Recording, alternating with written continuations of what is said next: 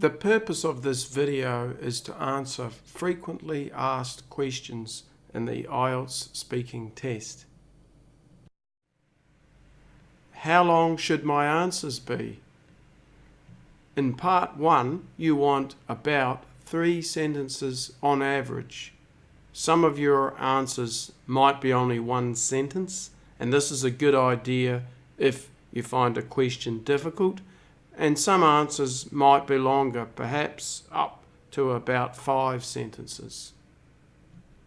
In part 2, you want to have answers of at least 1.5 minutes. Most examiners would consider this to be long enough to not have any sort of penalty.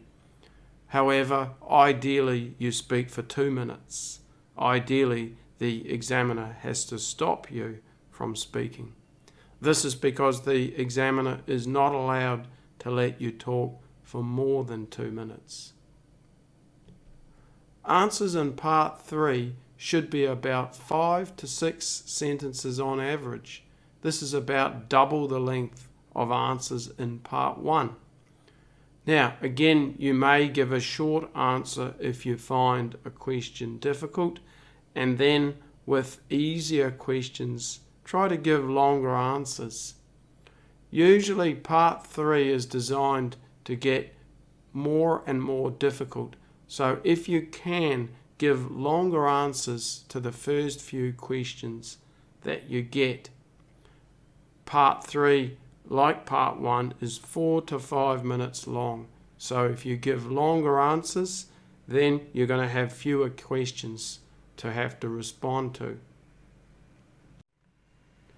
What can I ask the examiner? Well, in part 1 and 2, you can ask 2 questions. You can ask the examiner to repeat the question. You can say something like, "Can you please repeat the question?" You're also allowed to check the meaning of a word. You can say something like, "What does XYZ mean?" In part 3, you can ask both of these questions above. You can also ask the examiner to rephrase the question if you can't understand it. You can say something like, "Can you please rephrase the question?" Do I have to talk about every question on the topic in part 2? The answer to this really is no. Let me explain a little bit. You can see a sample topic on your screen. It says, describe someone you had an interesting conversation with. Now, the first word's always going to be describe. So you always ask to describe something. The examiner only cares about this first sentence. This sentence, describe someone you had an interesting conversation with. This is what you have to respond to in part 2. Now, below this, you see the word should. You see the phrase, you should say. Now, this is where the confusion comes in, because should suggests that you have to do something. Really, this word should be replaced with could. You could say, because what we've got below this phrase is just there to help you. You've essentially got 3 bullet points and another phrase there. These are just there to help you. These are optional. You may well talk about these, and they can give you suggestions of what to talk about, but you're not required to talk about these. And if you think about it, it doesn't really make sense that you would have to. You're asked to speak for 1 to 2 minutes on a topic. You're only given 1 minute to prepare this. There's really not enough time to have to respond to everything on a topic card. So I've worked as an examiner. Trust me, you don't have to cover all these points. Now, it's not like the writing test. The writing test, you must respond to every word in the task instructions. With the speaking test, the examiner only cares about that first sentence, and the bullet points there are just there to help you. Is body language important? And we can include eye contact here. Well, it's not directly assessed. There's nothing in the grading criteria to do with body language or eye contact. You're only supposed to be getting assessed on the English that you produce. However, I do want to say a couple of things about this. First of all, the examiners are human, and there can be some sort of subconscious response from the examiners to your body language, to your eye contact, especially if it's extreme. So it may have some sort of negative psychological influence on the examiner, or positive. It could be positive as well. If you come into the test room and you have positive body language, you're smiling, you seem confident, these might have a slight influence, especially on fluency. Fluency really is about the ease to which you speak. And if you have body language that shows confidence, that shows that you seem relaxed and able to speak in English with ease, that's going to help. Conversely, if you seem nervous, if you're moving your hands a lot, if you're totally avoiding any kind of eye contact, this could be a little bit negative. So really, in response to this question, is body language important? Maybe. In most cases, not really. In most cases, it doesn't really have any effect. But there could just be minor psychological influences. Like I said, just don't have extreme body language. If you don't like to make eye contact, just look to the side of the examiner. You don't have to look directly into their eyes. And try and show that you're confident, and try and show that you're calm and relaxed and not nervous. Even though you may feel nervous, try to appear that you're not nervous. Try to appear relaxed. What should I wear? Well, your clothes aren't really being assessed either. Just like body language, it shouldn't really matter, although there could be some sort of minimal psychological influence. So on the whole, I'd recommend that you wear something that is comfortable so that you feel relaxed. And I'd wear something semi-formal. It's a bit strange to get dressed up in a suit and tie unless you're a professional, you're coming from work. So I wouldn't go to extremes to dress up, but then don't be too casual either.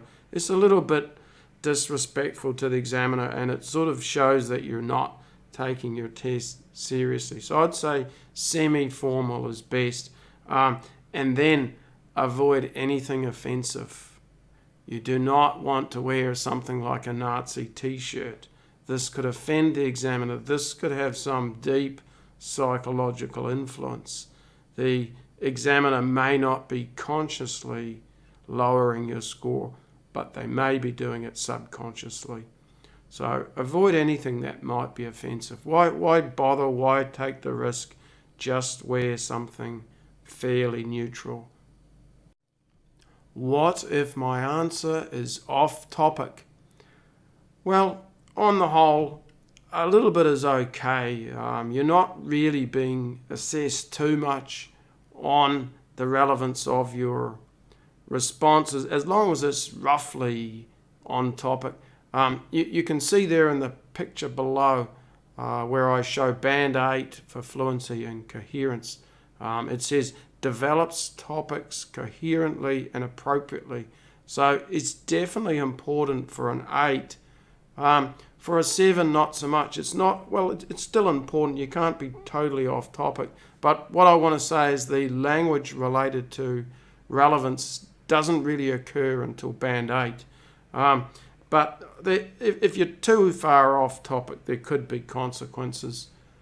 First of all, it should seem like you understand the question. If it's completely off topic, or if it seems that you misunderstand the question, you could be penalised under vocabulary for not understanding a word. That's one possibility.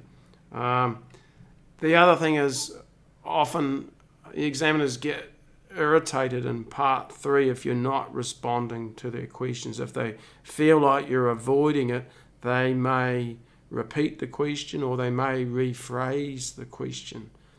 Sometimes I've had students tell me, oh, the examiner kept asking me the question again. And then after a bit of conversation, it turns out that they didn't really understand the question and they weren't answering the question directly, so the examiner was coming after them and checking to see if they could understand what the word meant. So it can be a bit of a problem in part 3, less so in part 1 and 2, except with the exception that in part 2, if it's off topic, it might get considered to be a memorized answer. Now, memorized answers in part 2 only get ignored by the examiner. I'm going to talk about memorized answers a little bit later in this video, but just for now I want to mention that if the examiner feels your part 2 answer is memorized, they'll ignore the part 2, assess you on part 1 and 3 only. Now, they might feel you've memorized it because you have an off-topic response in part 2.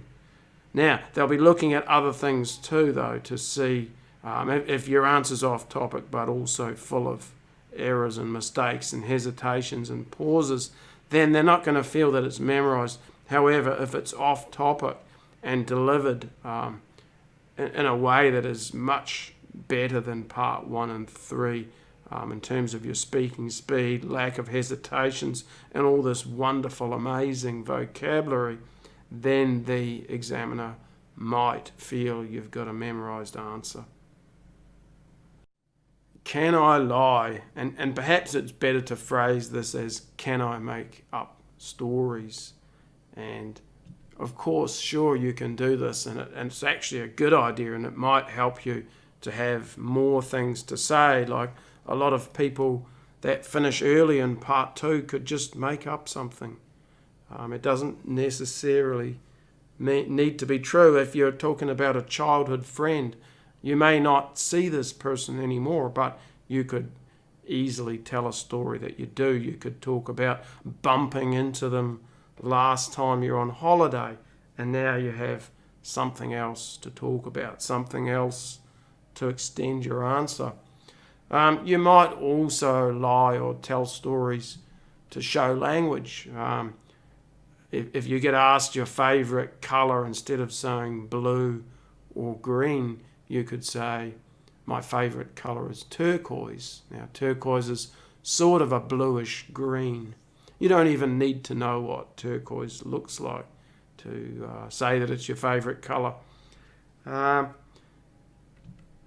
Don't do it if you can't do it well. Some people are just not good at doing it, and it leads to excessive hesitation, and maybe they're using their mental resources so much to tell the story that the grammar and vocabulary suffer.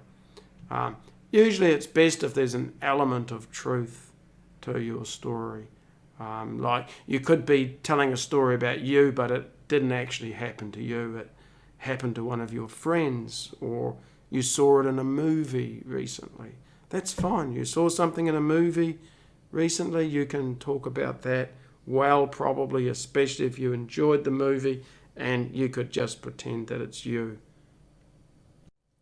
What is the examiner writing? You may notice during your test that your examiner has a piece of paper and is writing something down. It could even seem like these are numbers, and you might be trying to read these numbers. Maybe you want to know what score that you're getting. Well, don't waste your time doing this. Focus on what you're doing and not the examiner. The examiner is not writing down your score. They're not writing down anything to do with your score. At least they're not supposed to be doing this. Examiners are not allowed to write down any numbers to do with your score while conducting the test. What they may be writing down is timing, numbers to help them with the time, especially for part 2. The examiner has timing issues when conducting your test. Part 1 should be more than 4 minutes but less than 5. Part 2, you're given 1 minute to prepare, 2 minutes to give your answer. The examiner needs to follow these timings quite strictly, and so a lot of examiners will write down numbers to help them with the time, and they're allowed to do this. They're allowed to write down timing, but there shouldn't be anything else being written down while they are conducting your test. If you're wondering when they do write down your score, normally it's just after you leave, just after you walk out the door. The examiner's going to write down the score. They've already got an idea in their head about your score. Yes, the test is recorded. That's really for backup purposes. Occasionally the examiner may check that before they give you a score. But really the main purpose of that recording is for giving you a score if you go for a remark. Who marks my test? Well, normally it's the interviewer only, the person that gave you the test, the person who asked you the questions is normally the same person who's going to give you the score. There are exceptions to this. If you are in a test centre that does not have enough examiners or any examiners, then you may be assigned an interviewer who's going to ask you the questions, and then your recording will be sent off and assessed. But normally the recording is just there in case you ask for a remark. And if you ask for a remark, a different examiner is going to listen to the recording. They do not know the score that you got before, and they're going to give you a score. So in any case, the interesting aspect about your speaking test is that it's always marked by one person and by one person only. One person when you take the test, and perhaps one person if you go for a remark. There's no dual marking system. So one examiner. So in this case, it makes sense to try and do as well as you can during the test and to try and get it on well with the examiner as well as you can. You don't have to be best friends, but don't do anything to make the examiner angry either. Should I correct my mistakes? So imagine that you've made an error, and you know you've made this error. Should you try and fix the error, or should you just let it be? Imagine you've just said, last weekend I go to the cinema. Now it should be went. So should we change it? Should we change the go to a went? Well, it depends. Yes, if you can do so immediately. If you can change it straight away, do it. Last weekend I went to the cinema. This is okay because you've done it quickly and smoothly. No, if you can't do it quickly and smoothly, just move on for these reasons. Maybe the examiner didn't hear the mistake. The examiner's got a lot on their mind as well as asking you questions. They've got to control the time and run the test. They're going to miss some of your mistakes. I would say, just as a rough idea, they're going to notice 50% of your mistakes and 50% they're not going to notice. So if you just move on, you've got a 50-50 chance that they won't even notice. Whereas if you make a messy repair to it, last weekend I hold on, I mean went to the cinema. Now you've just highlighted the error for the examiner. They're definitely going to notice in this situation.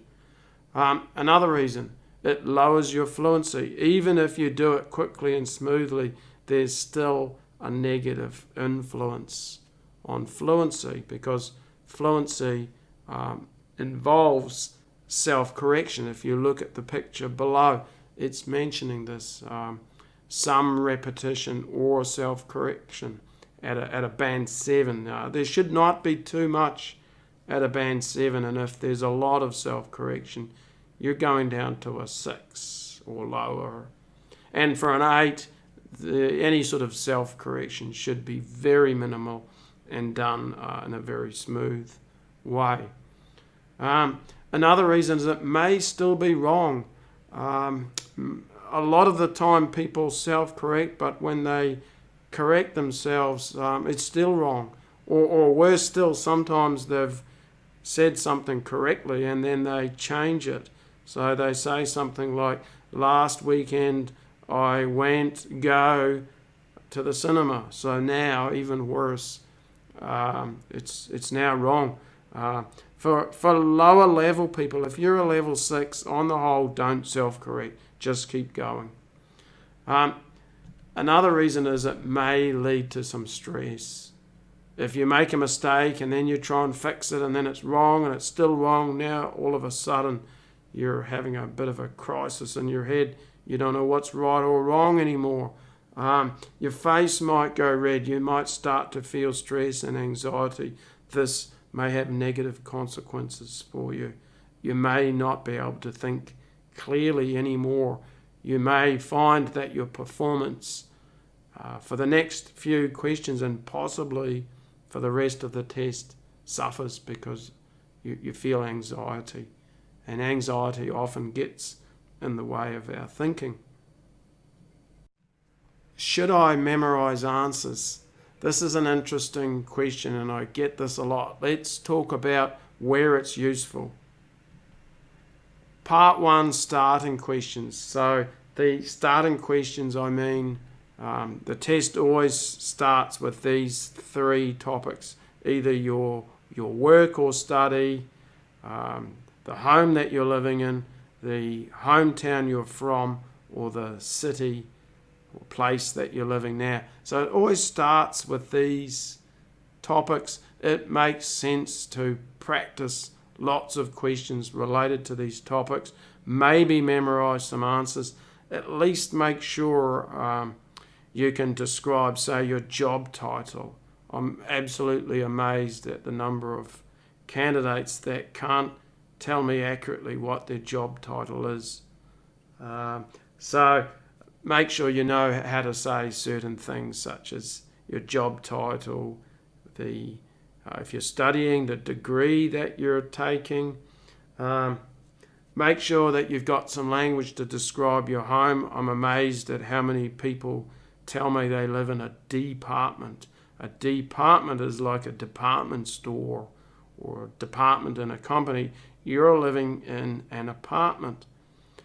So it makes sense to practice lots and lots of questions and possibly memorize some answers because this will get your test off to a flying start. You'll do really well at the beginning of your test.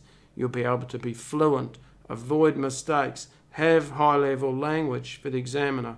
Now, of course, the examiner knows that many of the candidates have pre-prepared for these questions, and I would say if your performance on these questions is fantastic, but the rest of the test doesn't sort of match this, they're going to discount some of the quality of your answers to these first starting questions.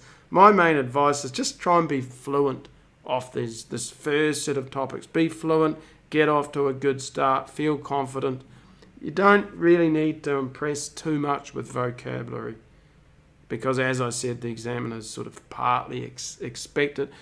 No harm in having some though, but you just may not get the full rewards for it that you will with subsequent questions. The key emphasis should be being fluent, not making mistakes, getting off to a good start so you feel comfortable and confident in the test. Now, part 2 is the area where students like to do this the most. You're asked to speak for 2 minutes. Examiners are told to completely ignore any part 2 answer that seems memorized. Okay, so if they feel that your answer is memorized, they're going to ignore it. So again, I would say it's not a bad idea to look at as many topics as you can for part 2. I like to do it under the 5 themes of people, places, things, activities, and experiences. 5 themes. Prepare to talk about these 5 themes. Maybe if you've got time, prepare some model answers, maybe for 2 different people. An outdoor place, an indoor place, the ability or a model answer to describe something like your mobile phone for questions such as a time you lost something or something expensive that you saved money to buy. So it's not a bad idea to pre-prepare some model answers. You've just got to be careful that they don't seem memorized. And in the following video, I'm going to talk about this issue a bit because I think it's really important that you understand how the examiner is going to know if your answer is memorized and what you can do to make it appear as though it's not memorized. Part 3, we don't really need to worry too much about memorized answers. The examiner can make up their own questions. So if they have a feeling, maybe from the part 2, that you're an answer memorizer, then they'll just make up questions in part 3. So let's have a look now at the video on memorization a bit more, because it's really important that you don't get perceived as having a memorized answer, and if you do, you're probably not going to get the score you need. I want to talk to you now about a very serious issue, and this is memorized answers. And recently a lot of students have been asking me about this. Now, memorized answers affects part 2 of your test. If the examiner feels your answer is memorized, they're going to ignore your part 2. They're going to be kind of annoyed with you, and you're going to get a score based on part 1 and 3 of your test only. And you better believe the examiner is going to be as harsh and negative as they possibly can on this part. So memorized answers, where you've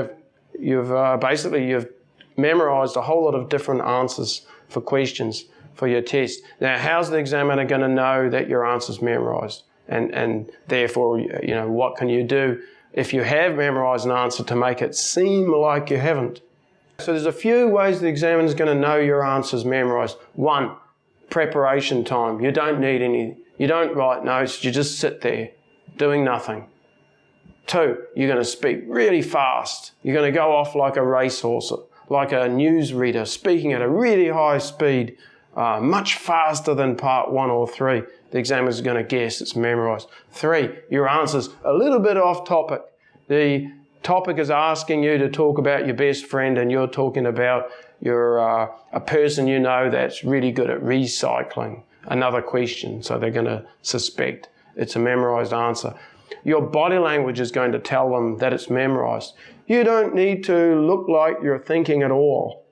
Okay, so you can turn all of this around, and if it is a memorized answer, first of all, make sure you make some notes. Don't speak too quickly, just speak at your normal speed. Occasionally use some body language to show that you're thinking, I'm thinking right now. What is it I can talk about next? And if you do these things, maybe you will fool the examiner and your memorized answer will be okay. What speed should I speak at? Well, I've got a few things I want to say here. First of all, it's usually best for you to speak at your natural speaking speed. Here I mean your natural speed in English, not your first language. So if you've been having language classes, or if you practice speaking English with a friend, try and speak at this speed during the test. This will normally be the best speed for you to speak at because it's your normal speaking speed. You're going to feel comfortable at this speed. You're going to produce language that is appropriate for the questions. You're going to have a reasonable level of intonation, and emphasis on keywords, rhythm when you're speaking. So normally this is the speed you should speak at. Now, if your natural speed is too slow to get the score you need, then you better work on this before you take your test. Don't speak slowly to avoid mistakes. This is a mistake in itself, but some candidates like to do this. They feel that if they speak slowly, they'll avoid errors. The trouble is you're doing damage to your score for fluency. You're going to get a low score because you don't speak at a good speed. You may also damage your score for pronunciation. You're not going to be speaking with your normal rhythm and intonation. This is going to be broken down by your slow speaking speed. So normally this just doesn't work out well. I totally advise against the strategy of speaking slow to avoid mistakes. Also, you don't want to let the anxiety of the test cause you to speak faster. When we feel anxiety, it often brings about the fight or flight response. So the fight response is to answer the question as quickly as possible to make it go away. Just stop asking me questions. So you want to avoid this situation as well. Tell yourself before your test not to speed up. It's a very, very common reaction, as I said, to anxiety and even to chemical changes in our body. You may get a surge of adrenaline due to the anxiety, which can be very positive. It can help you to think more clearly, but it can result in faster speech. So you want to be careful about this. Just to comment a bit more about speed, I'm now going to talk about this a little bit more and give you a bit more idea about the ideal speaking speed. I'd also like to talk a little bit about speaking speed. What is the ideal speaking speed? For me, in most cases, this is the normal speed that you like to speak at. Typically, people will speak too fast in the test. This is often caused by anxiety. Anxiety makes us want to answer as quickly as possible so we can get rid of the anxiety of the question. So speaking too fast, common problem in your test. The other one is speaking too slowly. This is used by a student who wants to speak slowly and carefully so that they don't make mistakes. But this is a mistake in itself. Why? You're lowering your score for fluency. Part of fluency is speaking at a good speed. You're lowering your score for pronunciation. Why? Because you're not speaking with any of the features of a native speaker. Rhythm, intonation. These all get lost when you speak slowly, word by word. The other thing is, if you make any mistakes when you're speaking slowly, even with an article, the examiner's going to notice. They're going to be able to pick it up. You are speaking so slowly that the examiner can just sit back and spot every single error you're making. However, if you speak quickly and fast, you might be able to leave out article. I just left out one. And the examiner won't notice that you left out article and article because of your quick speaking speed. What if I don't have any ideas? I don't know. I don't have any idea either. Okay, all right, that wasn't helpful. I'll give you some ideas now, but there's no real perfect answer to this question. Okay, first of all, use stalling language. You can say something like, gosh, that's a tricky question. Let me think for a moment. So you can say something like this, and hopefully while you're saying it, you'll get an idea. You're also producing language, and remember, it's a language test, so it's better to be saying this sort of stalling language than just sitting there saying nothing at all. You could say why you have no answer. Particularly useful in part 1 and 3, not going to be enough for part 2. But you could, let's just imagine the question is something like, what sort of sports do you like to play or watch? You could say, well, actually there's no sports that I like to play or watch because actually I'm not a fan of sports. So that would be, this is sort of an example of what I'm saying here. Just tell the examiner why you don't have an answer. You could make something up. You may not have a sport that you like to play or watch, but you've heard of sports, right? Just pick one and say you like it. Oh, I'm a big fan of basketball. And then you could maybe give some reason because it's such a fast action game and there's always lots of scoring going on, unlike soccer where often no goals get scored at all. So just make up something. That's one possibility. Now, a good examiner should help you in certain parts of the test. Part 1, they can't really help you at all. But part 2, if you finished your answer early and you haven't answered one of the questions on your topic, the examiner may point to your booklet just to sort of alert you to the fact that, hey, here's something you haven't talked about yet. They will pause and tell you you've got more time. While they're pausing and telling you you've got more time, you might be able to think of something else to say.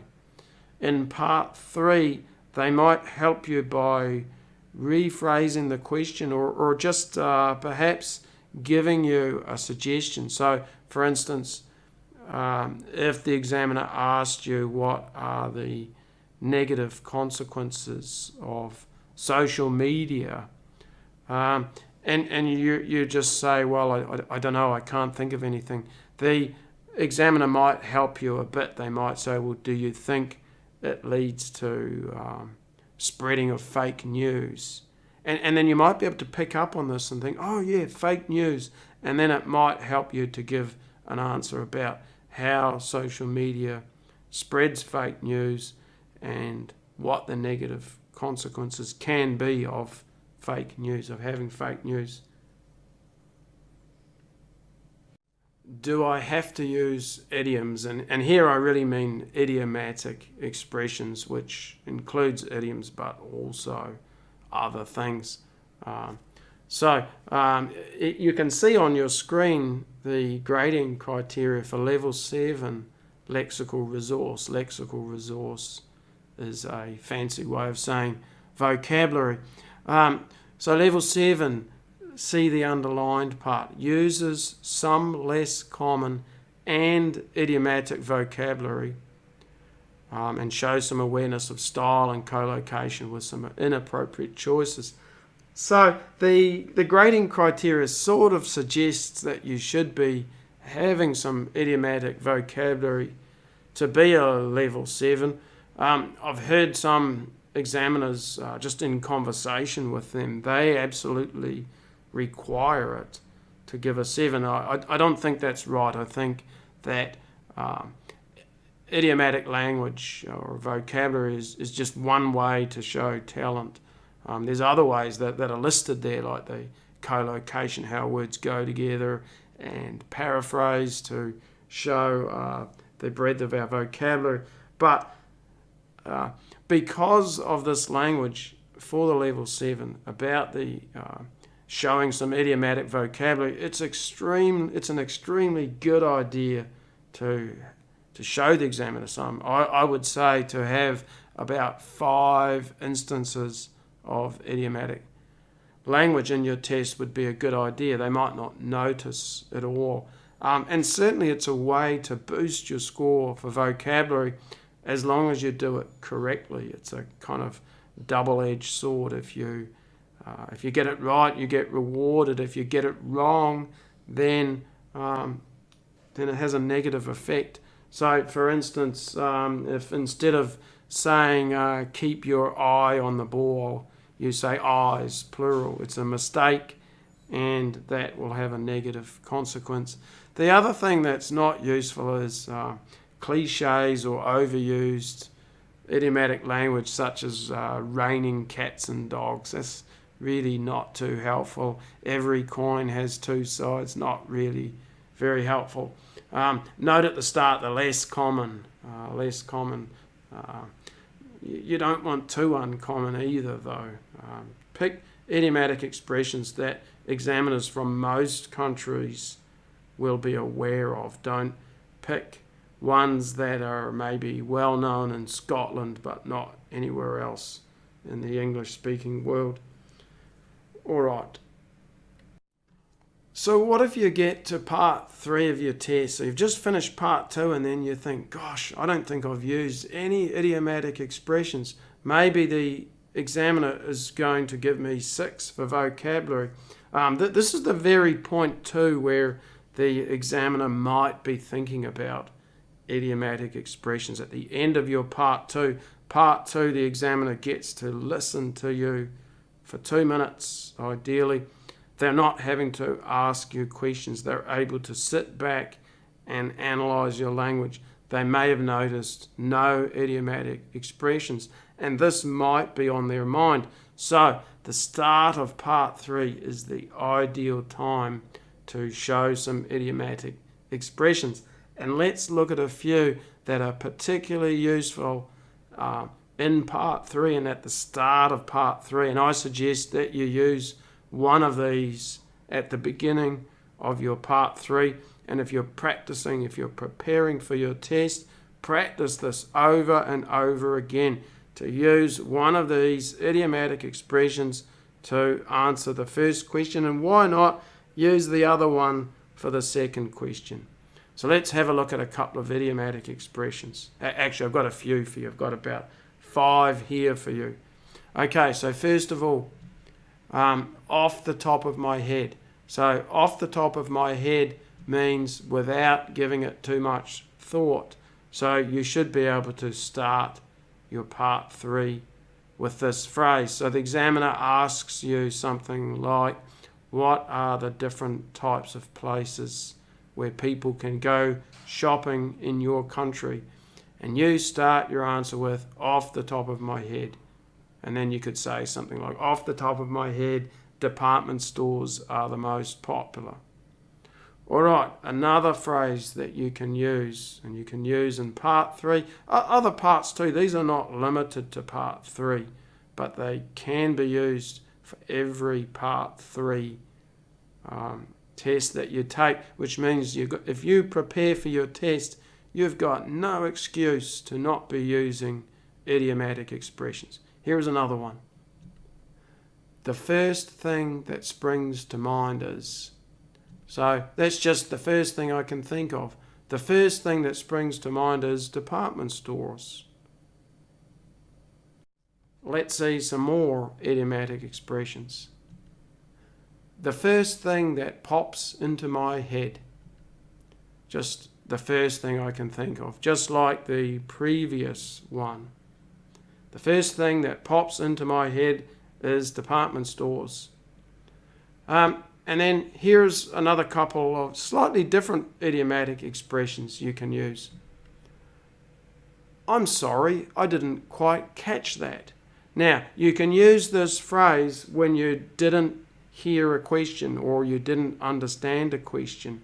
You could also use it strategically when you do understand a question, but you just want to show an idiomatic expression or just buy a bit of time to think. So you could be thinking while you say this, I'm sorry, I didn't quite catch that. So I didn't quite catch that. I didn't quite hear or understand what you're saying. Gosh, that's a tricky question. This one, you're asking me a difficult question. You can use this question again strategically when you don't find the question tricky or difficult, or when you actually do find it difficult and again you want to buy yourself a little bit of time to think. or you find the question difficult and you start with this phrase because it's a great phrase and it comes out fluently and it's got an idiomatic expression in it, and then maybe just give a very short answer like, gosh, that's a tricky question for me because I'm not really into shopping. I just stay home a lot. I think it could be online shopping these days. Okay, so you could just give a fairly short answer if you find it is really a difficult question. What is the best way to prepare? Well, gosh, this is a tricky question because there's so much that I could say here, and I'll make another video about this. But I would like to just give a few quick pointers to you now that I think would be useful if you are preparing for your test or if you're about to start preparing for your test, so that you know some of the things that you should be doing. So first of all, get familiar with the test, especially if you've never had a test or haven't had a test for a long time. Get familiar with it. See the style of questions. There's a particular style of asking questions in part 1, 2 and 3, and you want to get used to that style, and you want to get used to responding to the style of questions. This can help with your fluency especially. Okay, and if it's helping with your fluency, if it's making it easier for you to answer, that frees up mental resources, which helps your score for vocabulary and grammar. The other thing I suggest is to read some model answers. You can try and memorize some if you want to, but at least just read them. This will help you get familiar with the style of how to respond to the questions that get asked in the test. Learn some idiomatic expressions. We've talked about the importance of this earlier in this video. Start learning these early. Don't try and learn too many. You don't want 100. You want, say, 15 to 20. You want to be able to use these precisely and effectively. 20 is enough. Write them down on a piece of paper. Practice with some past questions and practice getting out idiomatic expressions to respond to the questions. Learn vocabulary for common questions. You know that you're going to be asked at the very start of your test about one of these 3 topics: your work or study, the home you're living at, the place you were born or are living now. You should be prepared for these 3 first topics that you are going to be asked as one of these 3 topics. And if you're not prepared for these 3 topics, then you're not prepared for your test. Now, a few more suggestions. Prepare for the 5 themes of part 2. These are people, places, things, activities, experiences. You want to be prepared to talk about all 5 of these. And if you're not prepared, then you're not prepared for your test. Get a speaking partner if you can, someone of similar level or perhaps higher. This will help you with your fluency. You need to practice speaking. It's great if you can have another person, role model. One person asks the questions as the examiner. The other person answers the questions as a candidate. Then switch. This is a great way to prepare for your test. If you can, get your speaking assessed by a tutor. Hopefully someone who has been an examiner. It makes a big difference. Try to get someone who's been an examiner. If you can't, any native speaker will help you. They'll be able to point out mistakes that you're making with pronunciation, vocabulary and grammar. They'll be able to give you suggestions. Get my Ielts speaking book. If your test's in 1 week and you don't have a lot of time, maybe don't get the book. But if you've got a long time to prepare, get my speaking book. It goes into detail. It shows you the types of questions that you can expect. It gives you a lot of language to respond to these.